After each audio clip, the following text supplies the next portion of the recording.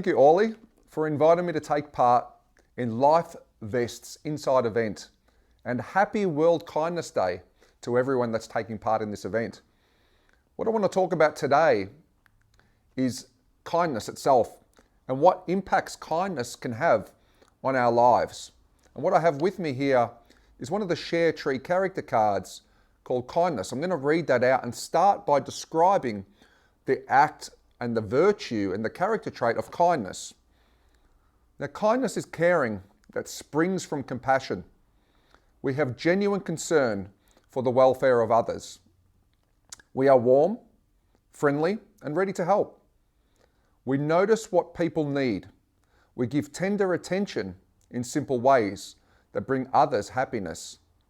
We are kind and gentle, even when things don't go our way. We balance honesty with tact.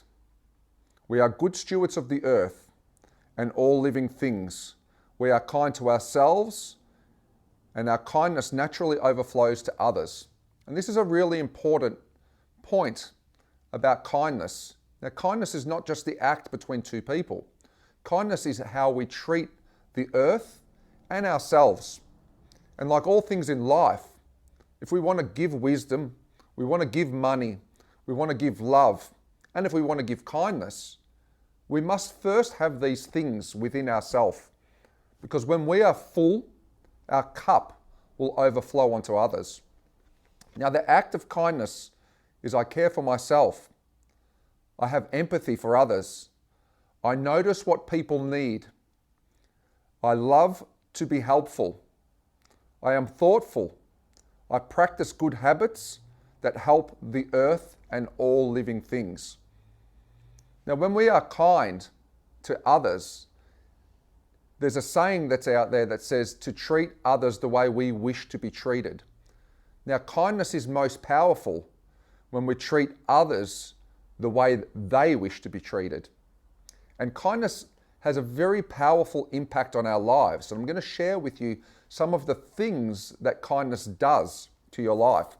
And I use the word does because it's an acronym for the chemical, hormonal, and peptide changes that occur in your body when you practice kindness.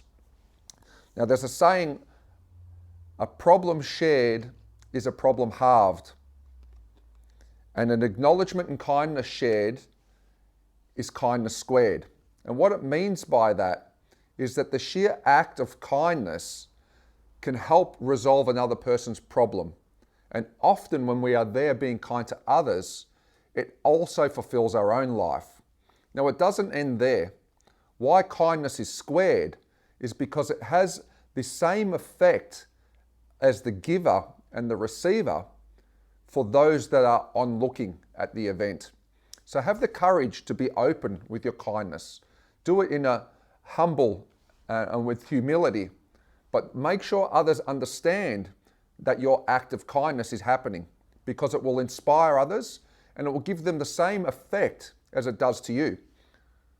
Now, let me share with you what actually kindness does to you chemically, scientifically proven. Kindness is gratitude in action. And this is what it does to you.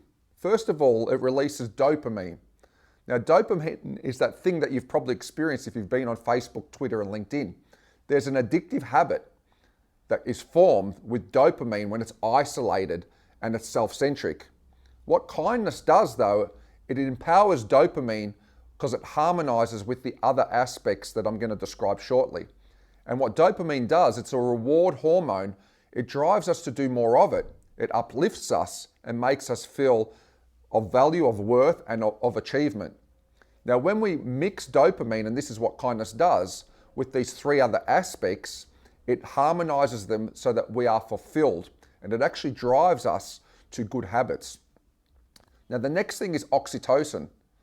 Oxytocin is the chemical that flows through your body when you have the feeling of love. Now, if you've ever been in love with someone or something, you'll know exactly what I'm talking about.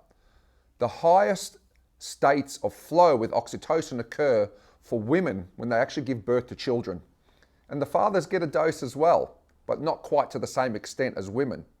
Now, anyone that's had children or been in love will know the feeling I'm talking about. It's an abundance of loving, caring flow and connection, where you look upon something in the highest state of fulfillment. And an act of kindness can replicate this same feeling because it releases oxytocin within your neurotransmitter network. Now, the next thing is endorphins. Why are endorphins important? Well, endorphins create a sense of clarity and a heightened sense of purpose. Endorphins are what create some of the greatest innovations that have been seen in life. So when you're acting in kindness, you're creating a state of higher endorphins within your system, which gives you greater clarity, better capacity for learning, and higher states of understanding and awareness. And this is why some of the Buddhist monks and people that practice compassion and kindness get to greater states of enlightenment than the general population, because they are constantly in the state where these chemicals and these states, peptides, and neurotransmitter effects are happening on their body. Now, the last one is serotonin.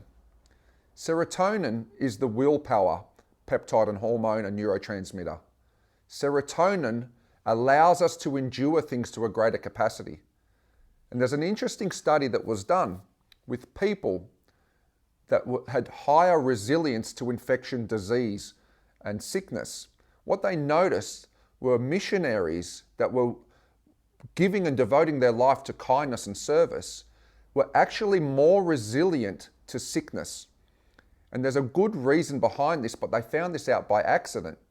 Because when we are in a state of kindness, gratitude, and care onto others, all of these chemical states flow through our body. And what they put to bed and put aside is what's called cortisol. Now, cortisol is very powerful when we are fighting a bear, running from something that is going to take our life. But that is not the common everyday occurrence. And we are biologically wired to have cortisol in our system. Our ego is constantly on alert for things that might be a threat to our existence. Now, in the common day and age, we don't need to fight for our survival every day.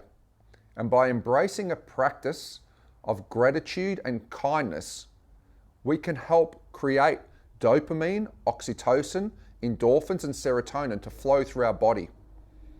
In the current day and age, particularly with COVID-19 being such a threat to everyone on this whole planet, by being in a state of kindness and gratitude, we actually raise our resilience to sickness, and our chance of becoming infected in the first place and recovering from sickness is much higher. So the practice of kindness is going to actually fulfill your life in so many ways beyond your recognition. Kindness also helps raise our sense of purpose, which is the core character trait for fulfillment in life. So there are so many aspects to kindness, and so many organizations and schools want to actually build resilience of health, resilience of mindset, and resilience of spirit. And if they want to do that, the very best way is to practice kindness. So that's all from me for today. And I hope that gives you some of the science and understanding behind the practice of behind the practice of kindness, in fact, and why it's so important to bring into your life. And some of the ways you can bring that into practice is really simple. Just start by acknowledging what you're grateful for every day, and build that up to try and do a random act of kindness at least once a week. Kindness is supercharged when it's linked with the element of surprise. If someone doesn't know that you're going to do something for them, and then you create an act of kindness, it amplifies its impact.